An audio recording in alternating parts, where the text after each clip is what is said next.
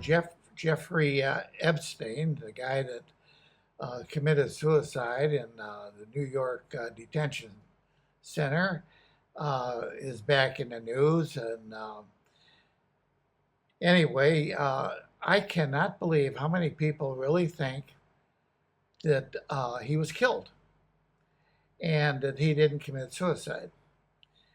Um, if You got to think about this. Um, Getting into prison is almost as tough as getting out of prison. That means, like, if you're an inmate in prison, you just can't walk out the door. And if you're a civilian on the outside, you just can't walk in the door of a prison. And what would have had to happen is somehow this uh, person that killed Epstein, he would have had to get inside that prison, make his way up to the floor that Epstein was housed at, and once he arrived at that particular pod, uh, there's a control booth officer that opens the door to let people in and out of that celled area where Epstein was housed at. Now, Epstein was in a cell by himself.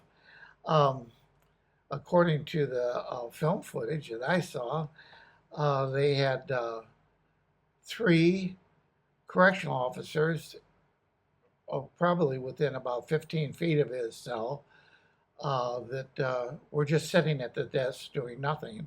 They wouldn't even, they had to be really lazy. I mean, they wouldn't even get up and look in the door and do the security check, which uh, if it was up to me, I'd fire all three of those idiots. But anyway, you got to think about this. How on the earth could someone get into that pod and they can't open the door without the control booth officer opening the door and allowing them to get in there? And they're going to choke this guy out and then stage a crime scene where it looks like he committed suicide while the three officers are sitting in right outside the door. And, well, I guess they're part of the conspiracy, right? And then the control booth officer would let the assassin out of the cell, and then somehow he gets out of they let him out of the building, and he goes his merry way after he gets out of the prison. Well, that's not going to happen. And anyone with any common sense would understand that, the guy committed suicide. And you know how they do it? It's really, really simple. Um, they take their bed sheet. This is the most common way that they will hang themselves. They'll take their bed sheet and they tear it into strips. Then they braid it to make it like a rope where it's strong.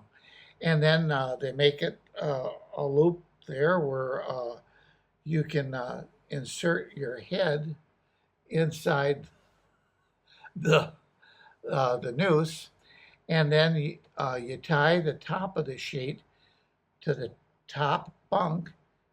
You get on the bottom bunk, and you're on your knees, and all you do is lean into the braided sheet until it cinches up. And once that cinches up, it cuts the blood flow to the brain, right? And when you get choked out, like I used to do judo, right? And sometimes we'd choke each other out. And what happens is it takes about 3 seconds, and you start you'll start getting dizzy. It's like you're shutting down, and within 5 to 7 seconds, you're asleep.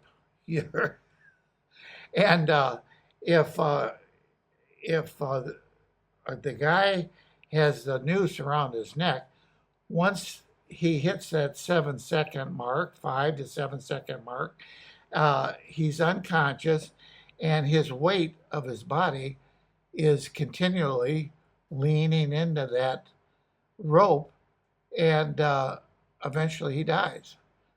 Um, and that's it. That's the way it is. It's a painless way to die. Um, and like I said, it only takes uh, 5 to 7 seconds, for it to happen. And anyway, that should put to rest these people that keep thinking that somehow there was a conspiracy to kill Epstein in a cell and make it look like he committed suicide.